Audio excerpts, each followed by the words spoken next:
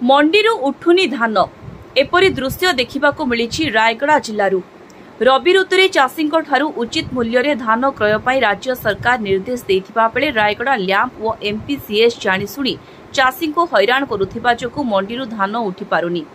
किछि असाधु मिलर और लैंप कर्तृपक्षों मिलीभगत जोगु गरीब चाषी नाही नथिबा असुविधार सम्मुखीन होउछन्ति। एपरिकी हजार हजार क्विंटाल धान आरएमसी वार्ड रे दीर्घ दिन हेला पड़ी नष्ट हेबाकु लागिलानी। एपरी खबर रायगढ़ विधायक नजर को आसिबा परे विधायक आपला स्वामी काट्राका निजे आरएमसी वार्ड जाई चाषी दुख बुझिबा सह चाषी धान तुरंत क्रय करिपाकु जोगाण विभाग को निर्देश देबा सह जेउ मिलर माने धान क्रय करुनाहांती सेही मिलर मानक विरोध रे दृढ़ पदक्षेप नेबाकु दाबी करिसेंती। Bureau report TV5 Odia.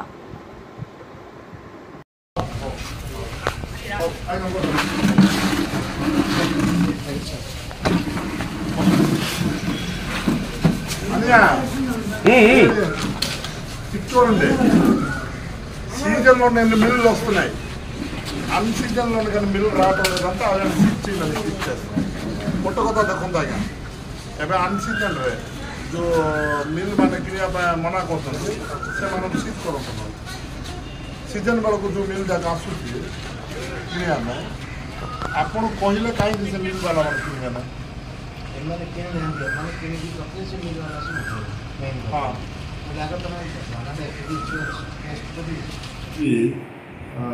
Rayagada ମଣ୍ଡି ଯାହା ବୁଲି ଦେଖିଥିଲି, ଯେଉଁ ଚାଷୀମାନେ ହନ୍ତସନ୍ତ ହେଉଛନ୍ତି, ମାନେ ଗୋଟେ ଅନ୍ନଦାତାକୁ ଯଦି ଏ ପ୍ରକାର ହନ୍ତସନ୍ତ କରୁଛନ୍ତି ତ ଅନ୍ୟମାନଙ୍କୁ କ'ଣ କରୁନଥିବେ ଆରଏମସି ବାଲା ଏବଂ ସିଏସ୍ ବାଲା ଏବଂ ଏମପିସିଏସ୍ ସବୁ ଧାନ କିଣିବା ପାଇଁ ନାରାଜ।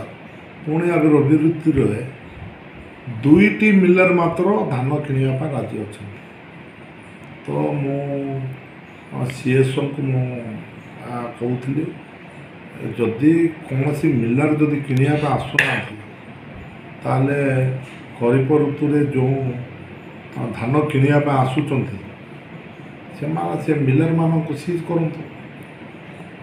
ନଚେତ୍ ଆଗାମୀ ଦିନରେ ଯଦି ଚାଷୀକୁ ଯଦି କୌଣସି ଅସୁବିଧା ହେବ, ମୁଁ ମଧ୍ୟ ଚାଷୀ ଘରର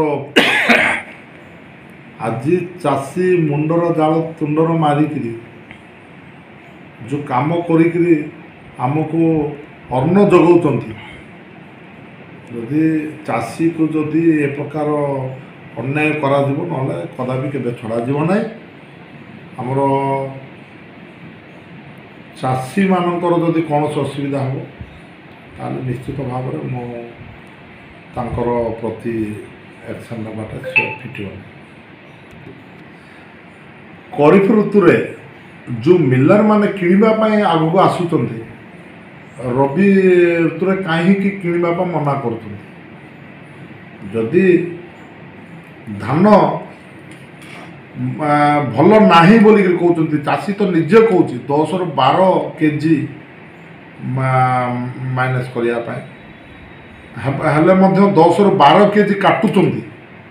ଦୁଃଖର ବିଷୟ ଆଜ୍ଞା, ଗୋଟେ ଚାଷୀଙ୍କର ଯଦି କ୍ୱିଣ୍ଟାଲ ପିଛା 12 କେଜି କଟା ଯାଉଛି ତାହେଲେ ଚାଷୀ କ'ଣ ଲାଭ ହେଉଛି? ଆଜି ଯଦି ମିଲର୍ସ ମାନେ ଯଦି ରବି ଋତୁରେ ଯଦି କିଣିବା ପାଇଁ ଚାହୁଁନାହାନ୍ତି ତାହେଲେ ତା ପ୍ରତି ସିଏସ୍ଙ୍କୁ ମଧ୍ୟ ମୁଁ ଅନୁରୋଧ କରୁଛି, ତା ପ୍ରତି ଆକ୍ସନ୍ ନେବାର ଅଛି ଏବଂ ଦୃଢ଼ କାର୍ଯ୍ୟାନୁଷ୍ଠାନ ଯଦି ନେବ ନାହିଁ ତାହେଲେ ନିଶ୍ଚିତ ଭାବରେ ଅଫିସରମାନଙ୍କ ଉପରେ କାର୍ଯ୍ୟାନୁଷ୍ଠାନ ନିଆଯିବ।